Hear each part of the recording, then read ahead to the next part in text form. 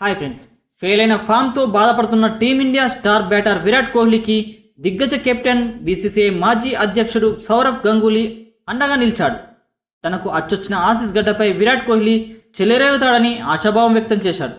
న్యూజిలాండ్తో టెస్టు సిరీస్లో విరాట్ కోహ్లీ విఫలమవ్వడంపై ఆందోళన వ్యక్తం చేయాల్సిన పనిలేదన్నాడు. బ్యాటింగ్కు పిచ్ అనుకూలంగా లేకపోవడంతోనే కోహ్లీ రాణించలేకపోయాడని చెప్పాడు.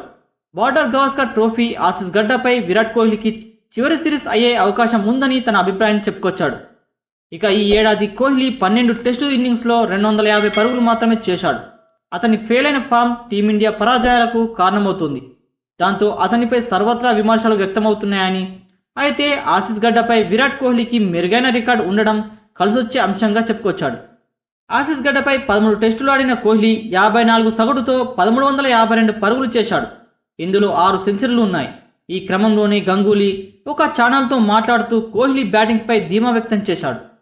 అయితే విరాట్ కోహ్లీ ఒక ఛాంపియన్ బ్యాటర్, ఈ విషయంలో ఎలాంటి సందేహం అక్కర్లేదు. గతంలో ఆసీస్ గడ్డపై కోహ్లీ దుమ్మురేపాడు. 2014 పర్యటనలో 4 సెంచరీలు, అలానే 2018లో ఒక సెంచరీ బాదాడు. తాజా సిరీస్లోనూ సత్తా చాటుతాడు.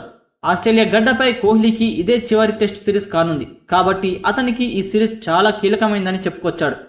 అయితే న్యూజిలాండ్ సిరీస్లో కోహ్లీ వైఫల్యంపై ఆందోళన పడాల్సిన అవసరం లేదు. బ్యాటింగ్కు ఆ పిచ్లు ప్రతికూలంగా ఉన్నాయి. బ్యాటింగ్కు సహకరించలేదు. కానీ ఆస్ట్రేలియాలో పిచ్లు అలా ఉండవు. అక్కడి పరిస్థితులను కోహ్లీ బాగా ఆస్వాదిస్తాడు. అతడు మెరుగైన ప్రదర్శన చేస్తాడని గంగూలీ చెప్పుకొచ్చాడు. ఫ్రెండ్స్, ఈ విషయంపై మీ అభిప్రాయం ఏంటో కామెంట్ బాక్స్లో కామెంట్ చేయండి. అలానే వీడియోని లైక్ చేసి ఛానల్ని సబ్స్క్రైబ్ చేసుకోవడం మర్చిపోకండి. Thank you friends.